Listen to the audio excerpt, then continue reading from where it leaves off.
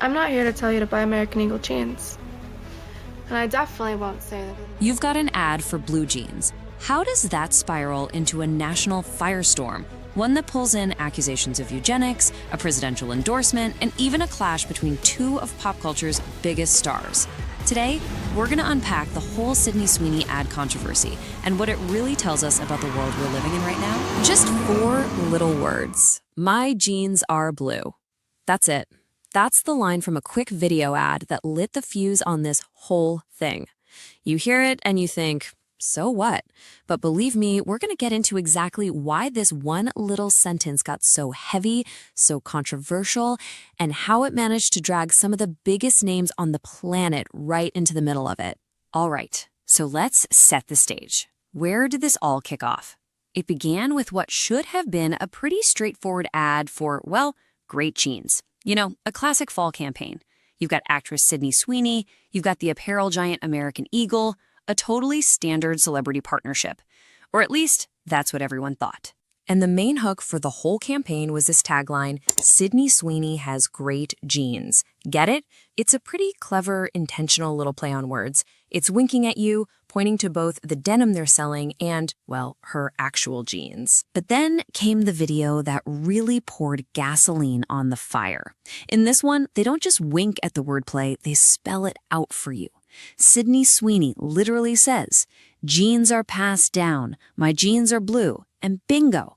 That direct line they drew, right there between genetics and denim, that is exactly where everything went sideways. Okay, so that brings us to the first major ripple effect, the eugenics accusation. This is where a seemingly clever pun suddenly gets accused of something much, much darker. So you've got to be asking, how in the world did we get from a goofy pun about pants to accusations of promoting a really disturbing ideology? It seems like a huge leap, right? Well, to get why people were so upset, we have to talk about one specific word, and that word is eugenics. Now, this is a really serious term. It's a completely discredited, racist theory that says you can improve humanity through selective breeding. And it has an incredibly dark and painful history. I mean, this is the kind of concept that was used to justify horrific things like forced sterilizations and bogus claims of racial superiority. And that was the heart of the criticism.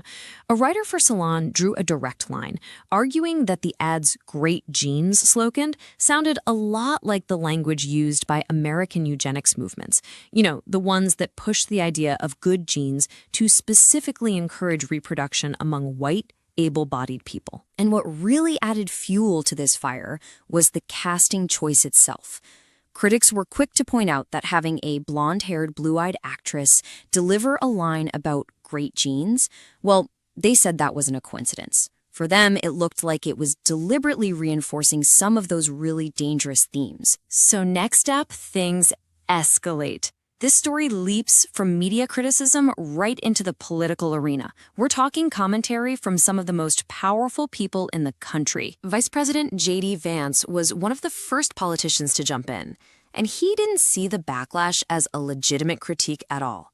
Instead, he framed it as a sign of, in his words, hostility to basic American life. He basically said, you have a pretty girl doing a jeans ad, and they can't help but freak out. So for him, this was a clear case of woke culture just going way too far. And then former President Donald Trump got asked about the ad. His reaction was, well, it was pretty direct. He immediately connected his opinion to reports about Sweeney's politics, saying, she's a registered Republican? Oh, now I love her ad. And just like that, a controversy about jeans became openly, explicitly partisan. Then, over on his social media platform, Trump took it even further. He didn't just support the ad. He called it the hottest ad out there. And in the very same breath, he used it to take a shot at a political opponent, declaring that pop superstar Taylor Swift was, quote, no longer hot. Now, this is fascinating when you look at the contrast. Go back to 2011, and Trump was talking about how he wanted to harness Taylor Swift's star power. Fast forward to today, after she's backed his rivals, and his opinion has done a complete 180. It's just a perfect, stark example of how a celebrity's perceived politics can completely change how they're valued in the culture wars. Okay, so just when you think this story can't get any more complicated, it does. Right in the middle of this political firestorm, the whole thing takes another twist and pulls in another absolute superstar. Beyoncé. I mean, you really can't make this timing up.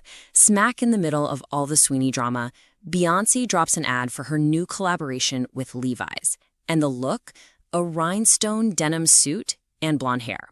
All of a sudden, the entire debate had this brand new dramatic point of comparison. And of course, social media just exploded.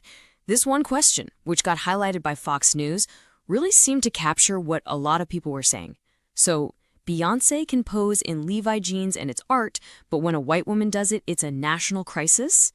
And that question kicked off a huge, fierce debate about a possible double standard. But hold on, because there was an immediate counter-argument. People like commentator John LaFave completely flipped the script. They argued there was a different kind of double standard going on. He put it like this: if Sydney Sweeney did an ad in braids, the world would melt down. He was pointing straight at the issue of cultural appropriation. At this point, the whole great jeans thing was officially a full-blown meme. It got so big that even Sydney Sweeney's own brother, who's a staff sergeant in the U.S. Air Force, got in on it. He posted a picture celebrating a promotion with the caption, "It's them good jeans." I mean, everyone was talking about it. So let's bring this all together, because at the end of the day, this story stopped being about jeans almost immediately. It morphed into something else entirely. It became this perfect, almost bizarre reflection of the deepest fault lines running through our culture right now. So what was this really all about? When you boil it all down, the whole mess splits into 4 completely different ways of seeing it. For some, like VP Vance, it was classic woke overreach. For others, like the critics at Salon, it was about promoting ideas of whiteness. Then you have the whole celebrity double standard debate, comparing Sweeney and Beyoncé. And finally, you have the brand itself saying, hey, this was all just a manufactured controversy.